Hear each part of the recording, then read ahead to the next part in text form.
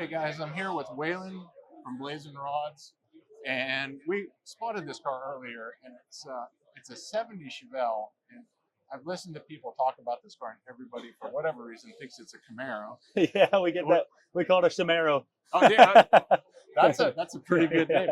So we want to take. So your company, Blazin Rodz, is out of Rancho Santa Margarita in Orange County, California. Okay. So long name, but yeah, it's kind of a little unknown city, I guess. But so is this a customer car? Or is this? It's our shop car. That's your shop car. It's our shop okay. car. Very cool. We're kind of a new company. We started about last year, about this time, and this is the first project we did. We built this car in 1 year. You built this car in 1 year. It's pretty wild.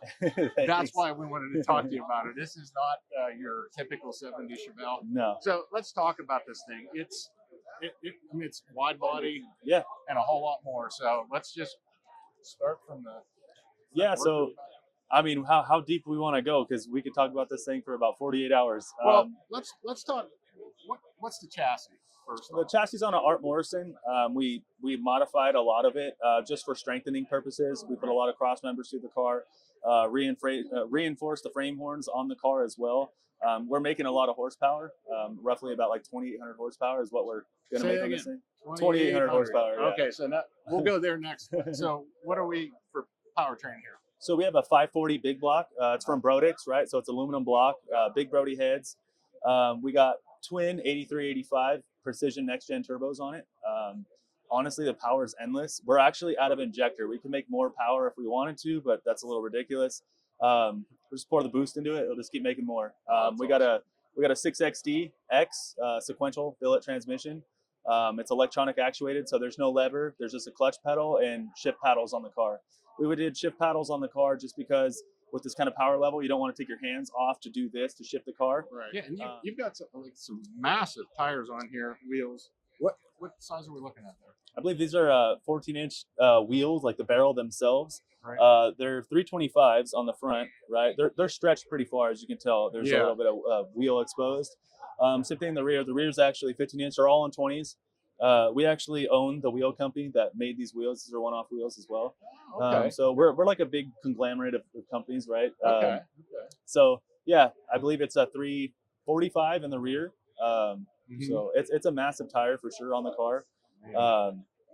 But a lot of the things on this car are very unique in the sense that we used a lot of 3D printing technology in the car. Okay. This whole car was designed in the computer.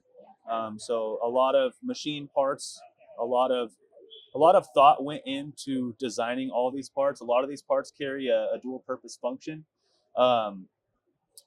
We basically really embraced technology 2024 and ran with it. Sure did. The inner fenders on this car are all 3D printed. The whole front bumper setup right here, from here down to the front bumper, is all 3D printed. Oh, really? It's wet overlaid in carbon fiber to give it some more strength. Okay. The radiator ducts, right? Obviously, it comes through the main center and it vents out, right? That's main radiator. That's the intercooler. Intercooler actually acts as a core support on the car. There is no tube structure core support. Oh, there's not. There's just billet uprights. And this whole front core support also mounts the front headlight assembly as well. That's some crazy engineering. It's pretty wild. Yeah. It was a nightmare to figure out. Don't get me wrong. It was not fun. I'll bet. This splitter is pretty wild too. It's basically on the ground. It is. Yeah. Right now we set it down really low for the show, but we're actually on JRI hydraulic shock. So we could just jack the whole car up and we're good. It doesn't ride at this height. We just did it kind of for the show. Yeah. We actually do have like 2 3/4 inch of clearance. It's very low for a car, but if you're in the rough, you're in a pothole or something, you could raise the car up, you'll get 4 inches out the front. So, no kidding. Yeah, okay. We just did that for the show. I've heard a lot of people like, oh my God, that thing could never drive. It's like, dude, it's the show. We're also on carpet, you know? Okay. Yeah. It's we could adjust it. Like I said, it's on the hydraulic coilovers, so we fix that problem. Unbelievable. And the body mods are just wild. That was done by my buddy Justin Welch in Ojai, California. Okay. This, like I said, this car was done in 1 year. This is a full coach built car.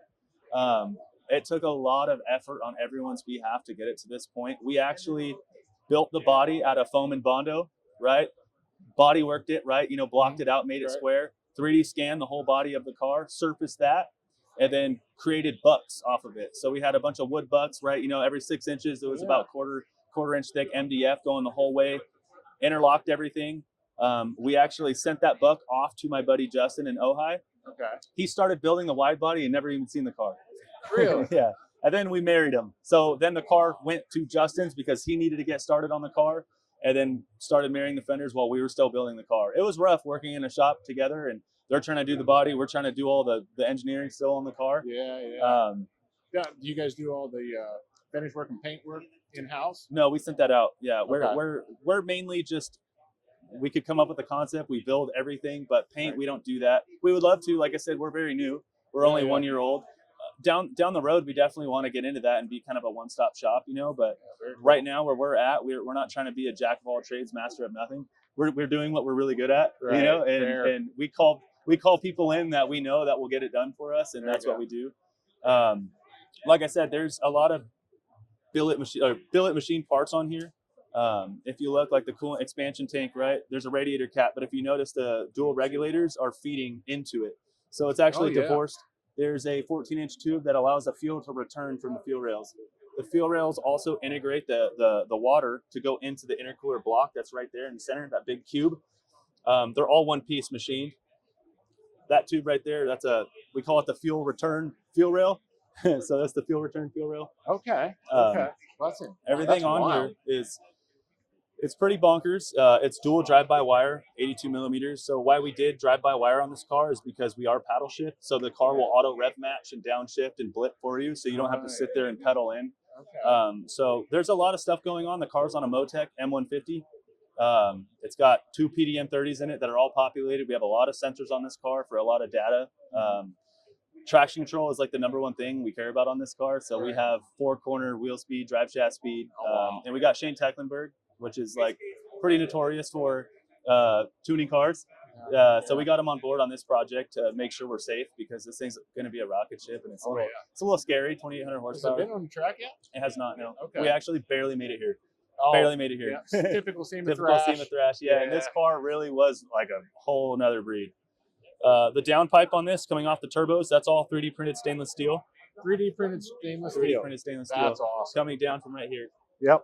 So if you notice the theme on the car, these are actually hydroflows. They're not Wiggins, but we wanted to copy a Wiggins clamp for the exhaust bellow. So instead of like a corrugated exhaust bellow, we 3D printed or reverse engineered a Wiggins clamp, and then 3D printed the actual clamp itself. Normally they're aluminum, out of titanium. Oh, wow. So inside, there's a lot of trickery going on. I don't know if I really want to tell everyone yet about what we're doing. Okay. But there's some wild stuff going on in there. Exhaust tips all 3D printed. The back of the car is honestly one of my favorite parts of the car. I don't know if you've seen it personally yet. The back of the car? The back of the car, yeah. So we could go back there and I'll show you. Yeah. Well, first off, sorry.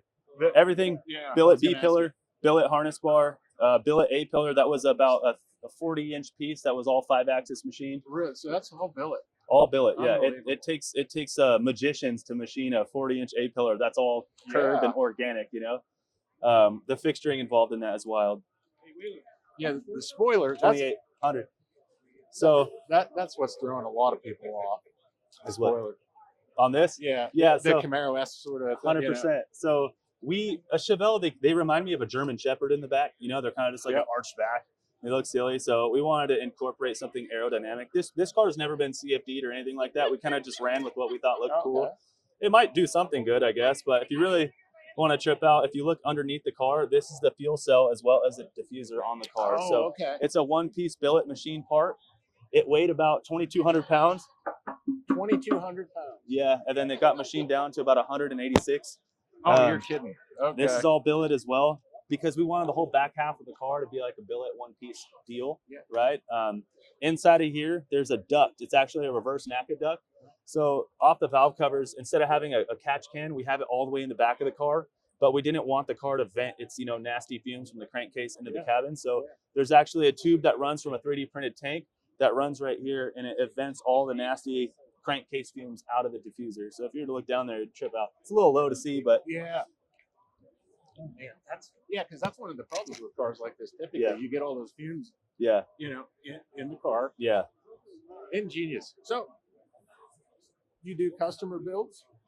Yeah, that's the whole goal for this car is to grab some customers. Yeah. Okay. Like I said, we were new, so we didn't really have a name yet or anything like that. So we're like, what can we do to just Hail Mary everything? And we're like, maybe this car. Well, you did too. So Now, say I want to reach out to you and talk to you. How do I find you? Yeah, I mean the best way would definitely be Instagram. It's kind of like the new thing now, right? Yeah. So it's Blazin Rodz on Instagram. Okay. Yeah, that would totally be the best way. And then All from right. there we could exchange phone numbers or an email, you know. Okay. But yeah, that would totally be the best way. Awesome. Well, I'm going to tell you, this is one of the most innovative cars that I think is here. Thank you. Unbelievable. Thank you. Thanks for appreciate showing it to us. We I really poured my appreciate soul it. into this car designing things. So Well, you I can love tell. hearing you guys say that because this car's been ruining my life for the past year, and Oh, I'm sure. I'm getting like some excitement hearing people be impressed with the car. So it feels good. Thank you. Oh, yeah. No, thank you.